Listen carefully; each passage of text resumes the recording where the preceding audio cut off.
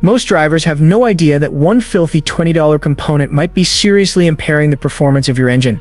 I've seen drivers spend hundreds of dollars trying to remedy a problem that just requires 10 minutes and a $5 can of cleaner. If you have been charged $800 to repair your engine and it is stalling, surging, or generally running like garbage, don't be duped. I'll walk you through the precise procedures to have your engine running like new if you stay with me. Let's get started. The lost gas cap remedy is trick number 15. You haven't examined the gas cap in years. Holding the whole pressure system together, it is more than simply a lid. Your gasoline system loses pressure if the gas cap is dusty, damaged, or doesn't seal properly. Your air-fuel ratio is affected, and you end up with rough idling, sporadic stalling, and an unresponsive check engine light. This is what you should do. Wipe the threads and rubber seal with a clean cloth sprayed with WD-40, avoiding the cap itself. Additionally, make sure you're wearing the correct headgear. While some cars need vented caps, others do not. If you do it incorrectly, you will gain or lose pressure in inappropriate places. Upgrade to a hat lined with VDAP for a long-term solution. It lasts for years, resists heat, and closes tightly. Your engine may be choked on unclean gasoline if it continues to feel slow after that. The gasoline filter repair is the 14th trick. Even when everything else is operating well, a filthy filter causes your engine to feel exhausted. Even worse, it strains your gasoline pump till it breaks down as well. Examine your service records or manual. Replace the gasoline filter if the mileage has above 30,000 miles. This is ways to make it better. Release the gasoline pressure before you touch anything. Start the engine, let it stall, pull the fuel pump fuse, and then turn it off. Find the gasoline filter now. Usually, it's up near the firewall or under the car along the gasoline line. Remove the old one, put the new one in the right place, follow the arrow, and then firmly reconnect everything. Lastly, replace the fuse. Start the engine after priming the system for a few seconds by turning the key to on. However, breathing is not only necessary for fuel. So, does your crankcase? The PCV Cleanse is trick number 13. This little inexpensive component extracts harmful gases from your crankcase and reroutes them for safe combustion. Maintaining a clean PCV valve keeps your engine robust. When it becomes blocked, wear rises dramatically, pressure develops, and oil leaks begin. The worst part is here. Dealers seldom check the PCV valve, and most drivers are unaware of its existence. You're losing compression and burning oil by the time it breaks. The PCV valve may be cleaned as follows. First step, find it generally on the intake manifold or valve cover. Step 2, remove it from the grommet or hose. Step 3, give it a shake. It is flowing if it rattles, it's congested otherwise. Step 4, inside, spray brake or carb cleaner. Leave it alone, the gunk should be shaken out. Step 5, reinstall it securely after letting it completely dry.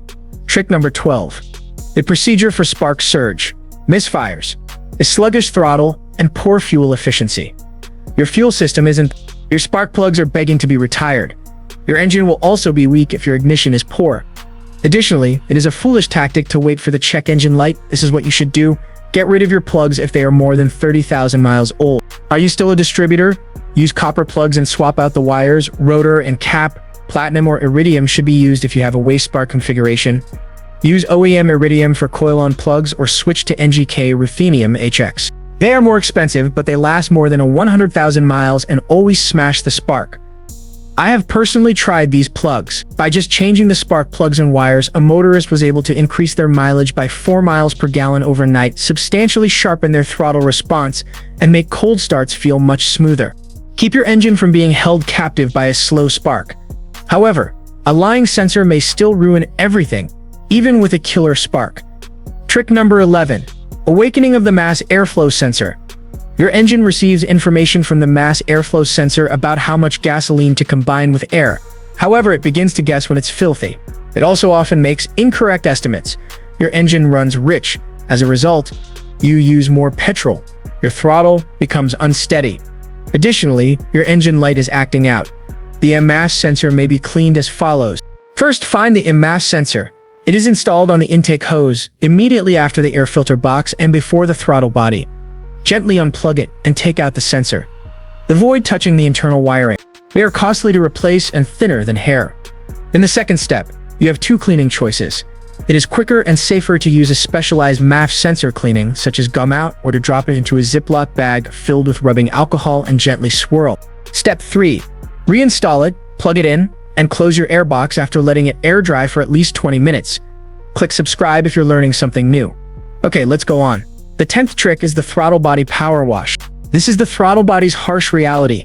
Although most people don't notice it until they are 75,000 miles away, carbon may accumulate as early as 30,000 miles.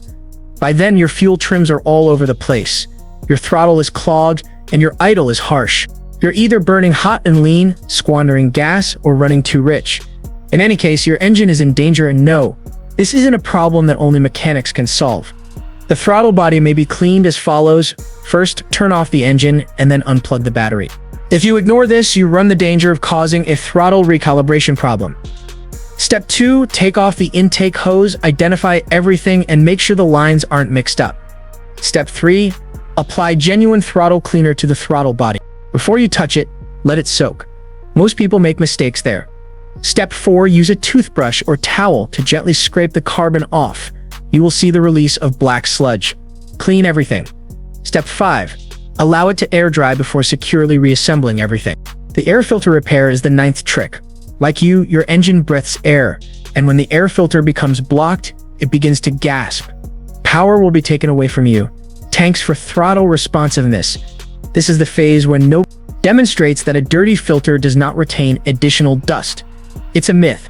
All it does is make things slower and noisier, choke your engine, and consume more gasoline. Here's how to clean or change the air filter. Then proceed if your throttle body has recently been cleaned. The air cleaner box is connected to the same intake hose. Check the filter after opening the lid. Replace it if it's dusty, gray, or covered with leaves. Although filters range in price from $25 to $100, they may save you hundreds of dollars in wasted fuel and poor performance. Every 12,000 to 15,000 miles or sooner if you drive in dusty circumstances, the majority should be changed. Extra advice, make use of the appropriate size. Avoid cramming it in. Air seeps over the edges of a bent or large filter. When finished, shut the lid. Reattach the hose to your throttle body after snapping the latches. The 8th trick is Injector Misset reset. One factor determines how much power your engine produces. The sharp gasoline mist that strikes precisely every time under pressure, not a trickle or splutter. However, that spray pattern begins to break out after 30,000 miles. Your engine starts to run lean, rich, or just plain incorrect when buildup, crud, and sticky varnish block your injectors. The worst part is that premium gas won't make things better. Your fuel injectors may be cleaned. Solution 1. Begin with a basic approach. Run it through a low tank with a high-quality fuel system cleaning Seafoam, Techron, and B16. Light rubbish could be cleared by it, however. That is insufficient if the symptoms are already present. Bring up the heavy weapons is the second option.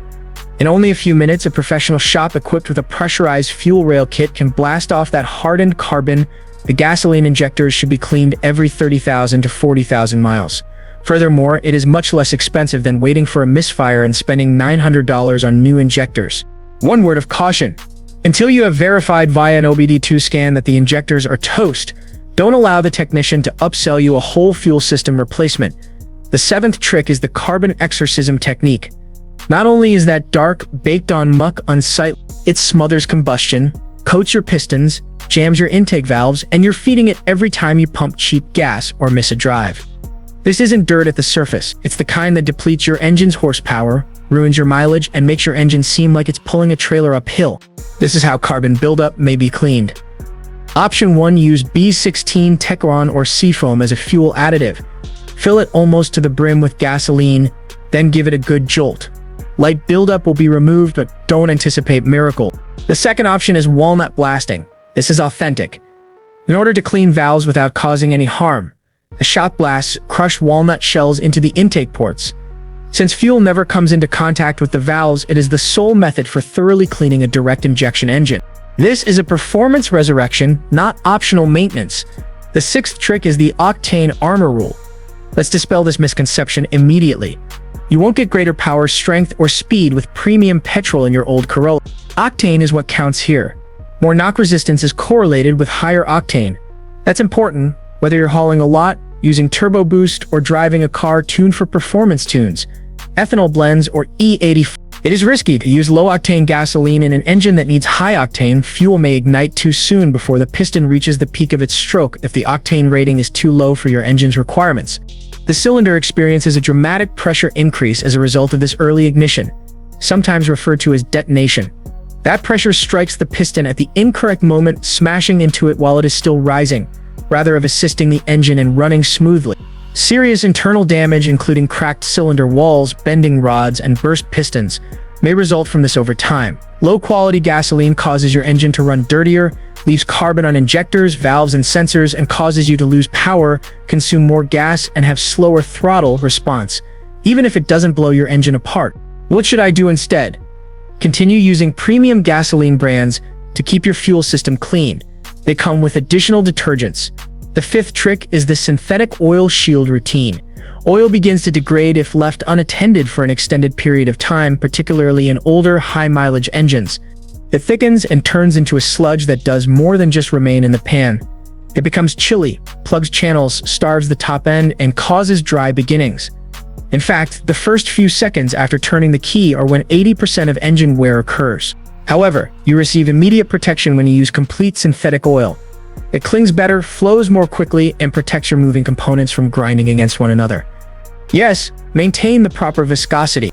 Don't use 10-watt U40 simply because it was less expensive at the parts shop.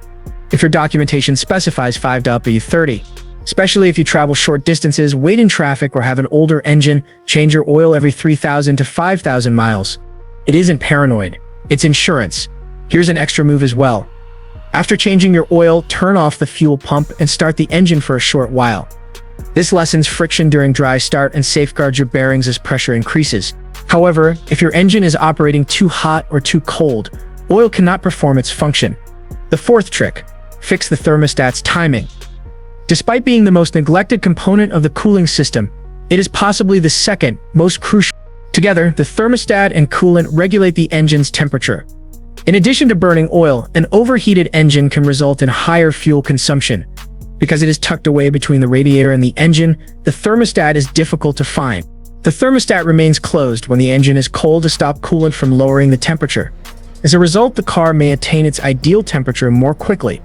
The thermostat opens when the engine reaches its operational temperature, which is between 19.5 and 220 degrees Fahrenheit. Your car will overheat rapidly if the thermostat is closed, and it will be hard to figure out why. Sticking the thermostat open may damage the engine irreparably by flooding it with coolant. For this reason, changing the thermostat frequently is a good idea.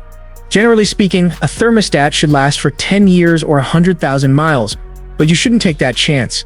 It should be inspected during the coolant flush or replaced every 4 to 5 years. The majority of mechanics will do this anyhow, but just to be safe, mention it. Only OEM parts should be used when replacing the thermostat. They are worthwhile even though they cost about $25 more than aftermarket parts. The risk is not worth it because this could save you thousands of dollars on repairs. Many modern cars use electrically assisted or map-controlled thermostats. These are more precise, but they are also more feeble, so they should also be replaced every 4 years. The next thing you need to do won't cost you much, but ignoring it can cost you your engine. Trick number 3, radiator cap replacement. This part is a pressure regulator. It clings to the engine, 13 to 16 psi according on your car, even at temperatures as high as 267 degrees Fahrenheit.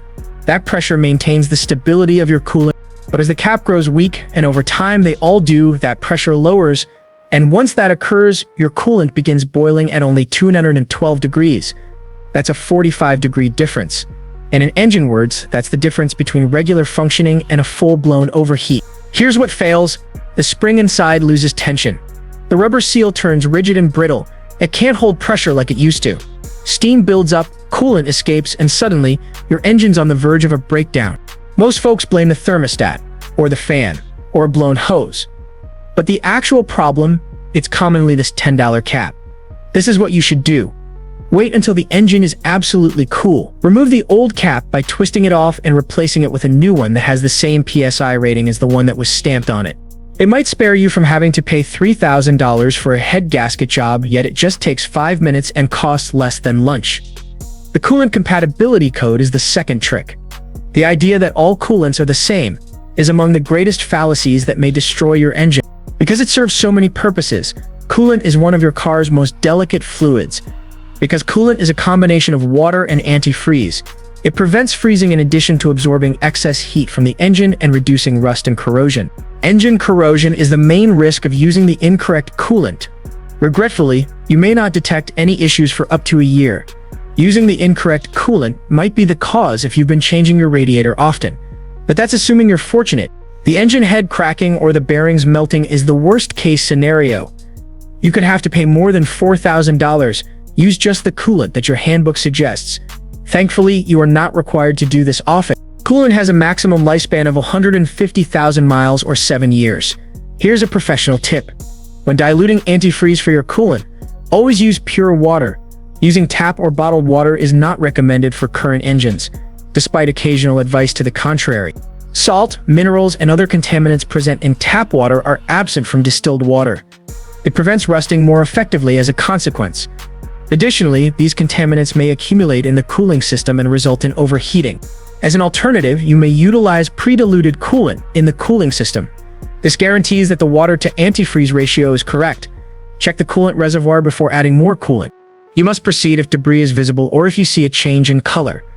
The first trick is the radiator flush procedure.